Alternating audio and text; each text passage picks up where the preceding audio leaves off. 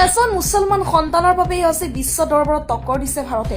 ভাৰতবাসী সকলোতকৈ ডাঙৰ উপহাৰ দিয়া ব্যক্তিজনেই হ'ল এজন মুছলমান ব্যক্তি। প্ৰতিগৰাকী মুছলমান ব্যক্তিয়ে ভিডিঅ'টো শ্বেয়াৰ কৰি দেখুৱাই দিয়ক বিশ্ববাসীক।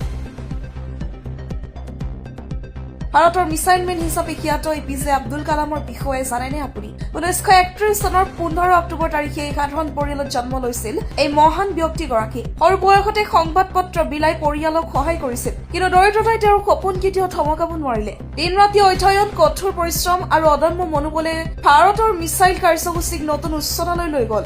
পৃথিৱীৰ অগ্নিৰ দৰে মিছাইল উন্নয়নত তেওঁ গুৰুত্বপূৰ্ণ অৱদানৰ বাবে তেওঁ ভাৰতৰ মিছাইল মেন নামেৰে বিশ্বজুৰি পৰিচিতি লাভ কৰিছে। 2002 চনত তেওঁ ভাৰতৰ ৰাষ্ট্ৰপতি হিচাপে দায়িত্ব গ্ৰহণ কৰে, কিন্তু ৰাষ্ট্ৰপতিৰ আসনত বহিও তেওঁ সদায় ছাত্ৰ-ছাত্ৰীক সপোন দেখুৱাবলৈ আৰু দেশৰ বাবে কাম কৰিবলৈ অনুপ্ৰাণিত কৰিছিল। যদি আপুনিও ডক্টৰ APJ আব্দুল কালামক সন্মান কৰে তেন্তে এই ভিডিঅ'টো শ্বেয়াৰ কৰক আৰু লিখক মাশাআল্লাহ বুলি।